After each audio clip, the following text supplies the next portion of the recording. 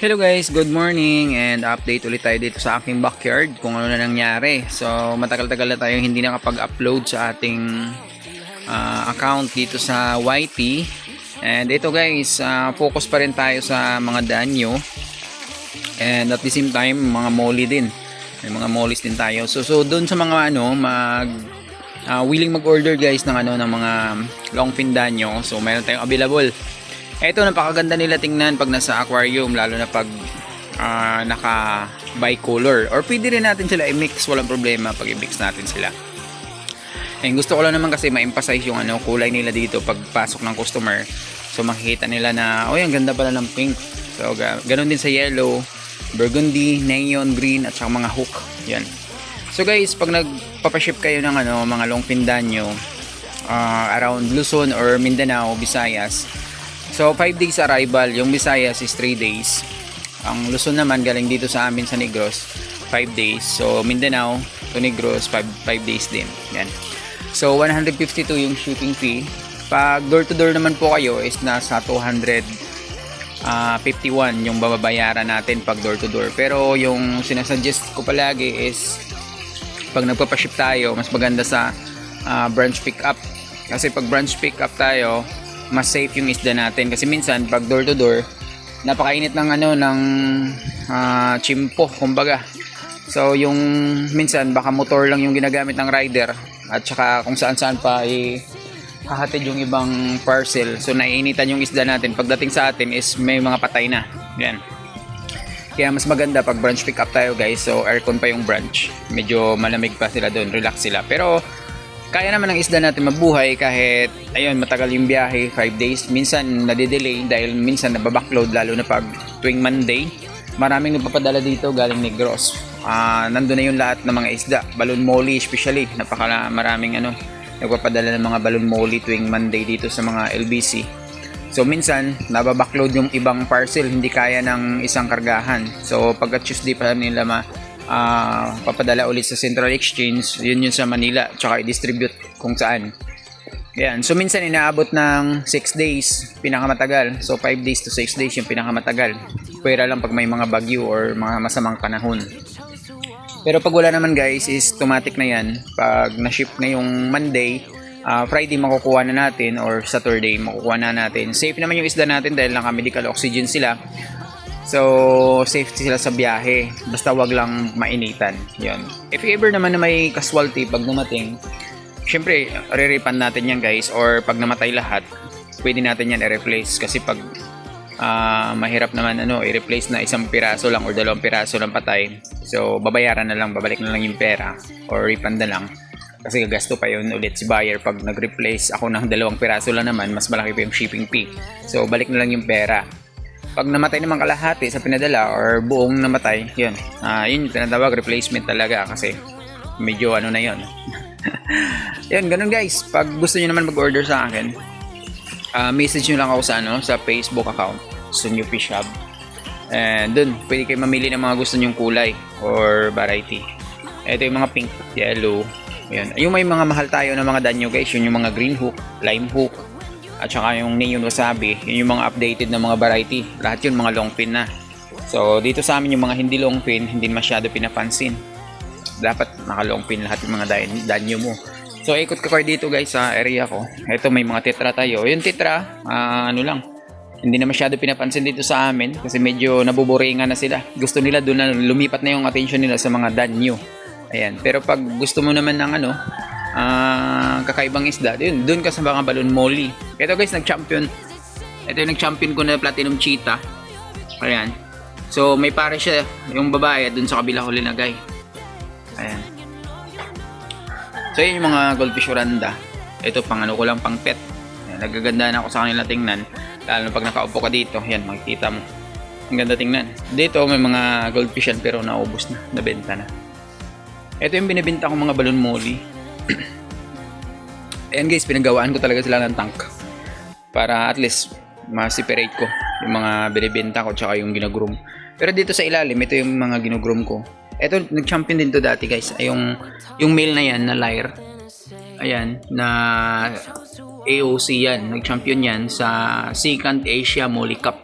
Dito ginanap yan sa sa Himamaylan, Negros Occidental. Ito yung nakuha nating trophy na champion. Yan.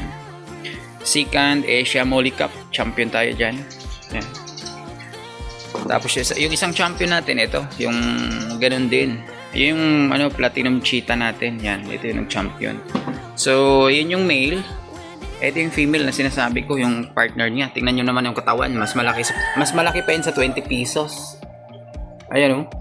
Grabe yan. Kumpak na kumpak yung katawan. As in, super laki.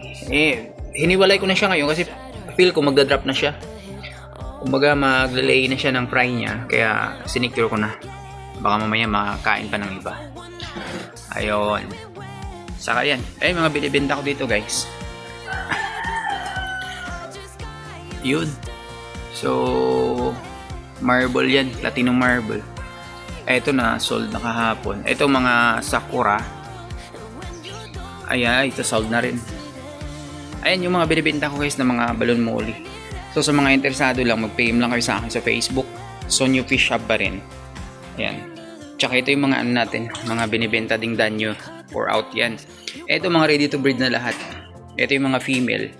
And then dito yung mga male. Ayan. Ito yung mga neon, electric neon. Ito naman yung sunburst to ship. Ito ganito rin gina. Ito mga green hook, lime hook ang nandyan. And super ganda kasi guys ng green hook kaya siya mahal. At saka yung neon sabi na sinasabi ko. Ito papakita ko sa inyo. Ito i-ship ko to bukas sa Hulu-Sulu. Kaya nakakaano siya. Nilagay ko na dyan sa galoons. Ayan. So hindi naman yan sila guys madido dahil kaya nila mabuhay ng walang oxygen. Kaya kahit ganito lang lagayan mo, goods na para sa kanila. Yan, no need na mag-worry about sa brownout or mawala ng aerator. Ito guys, papakita ko sa iyo. Neon wasabi, yan. Super ganda talaga. Alam niyo ba magkano presyo nito? Inaabot yan sa dalawang pares or one pair is 1,000 pesos. Yan. Ito yung male natin. 1,000 pesos yung pares. Grabe, super ganda talaga. Ito pang isa. Tingnan nyo guys. Neon wasabi tawag dito. Or sa in another name niya is Neon Wolverine. Ayan, super ganda. Grabe, itsura ng danyo na to. Ayan. So 1K yung pares nito guys. Ayan. Tapos ito naman yung Trio 500 nating na green hook. Ito kasi Trio 500 dahil semi-breeder pa sila. Hindi pa ganun kalaki ng ng Neon Wasabi. Yung Neon Wasabi kasi full grown na yun. Ito ay semi-breeder. Pero pag ito, pag naging breeder, super ganda nito guys. Ito yung green hook. Ayan. Super ganda nito pag nag-breeder na. Tulad ng Neon Wasabi. Ayan. So ito pa guys, papakita sa inyo yung sunburst din na semi-breeder. So gaganda pa to lalo pag naging breeder na sila or naging full grown. Makikita mo yung tunay na kulay talaga. Ayan, yung pakpak niya is green, yung katawan niya is yellow or yellow orange. Super ganda nito guys pag nag-mature. Na as in ganun kalaki ng Neon Wasabi, super. Ayan. Yan yung mga mamahalin nating danyo. Ayan. So ito i-ship to sa Hulu-Sulu bukas. Tapos yan doon sa Rizal. And yun guys, PM nyo lang ako sa Facebook sa gusto mag-order. And marami tayo dito backup na danyo. Ito pa, gino-grow out natin. Ito mga fry. 1 month old. Ayan, dami yan. Hanggang dun. Ito, pour out na rin. Mga sunburst, green hook. 24K na danyo. Yung 24K is ginagamit ko pa for breeding. Hindi pa ako nakapagpa-release niyan. So material pa lang. May mga guppies din tayo dito. Hanggang doon may mga mollies. Yan, guppies, mollies, danyo, etc. Marami tayo guys. So PM nyo lang ako sa Facebook. So nagpagawa na rin ako ng stand dyan para sa mga breeder kong gapi tsaka molly. Ayan. So susuluitin na. Ayan. So about sa pagkain ng danyo guys, meron din tayo. Ito Nutrifins. Pwede din to sa mga mollies. Nutrifins Premium. Ayan. Wait lang. Okay. Ayaw mag-zoom. Ayan, Nutrifins Premium yan. So ito yung pinapakain ko guys sa mga danyo ko or mollies. So sa mollies naman, ang ginagawa ko is nilalagyan ko siya ng tubig. Hindi to gel food guys Iba yung gel food. Iba yung gel food dito. Yung gel food may linalagay sila ng gelatin or something na gel. Ito sa akin kasi tubig lang. Ito, pag sa danyo nyo ipakain guys is diretso na siya pag sa danyo. Baga ito siya. Ito yung sa akin ganito yung itsura niya. Powder siya yan. Para makain talaga ng mga danyo natin. Ayun yan, sarap na sarap sila. So pag sa balon molly, para gusto natin makakain talaga nila ng ng buo. Ayun ginagawa ko guys. Naglalagay ako sa mga ganito kalaking lagayan, yung powder. Tapos hinahaluan ko ng konting tubig para magiging paste siya. Ayun. So pag ganito na siya, parang clay na. Ayan, pwede na natin yan pakain sa ating mga isda. Kukuha lang tayo ng konti. Ayan, katulad nito. Tapos lagay natin.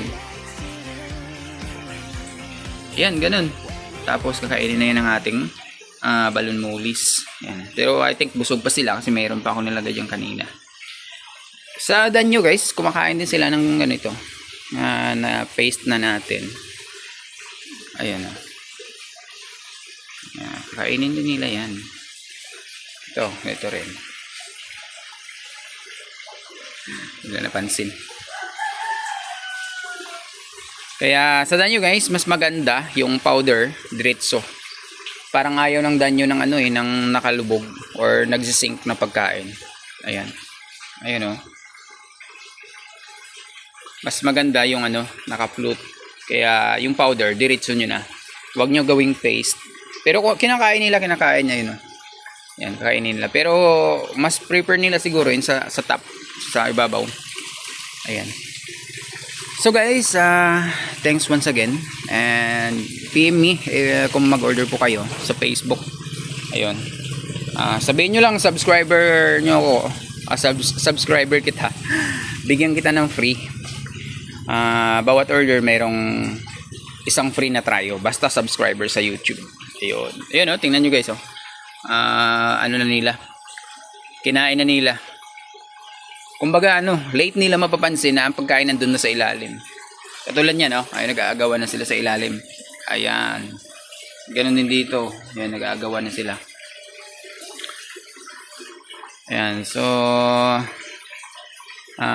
thanks guys and thanks for watching again.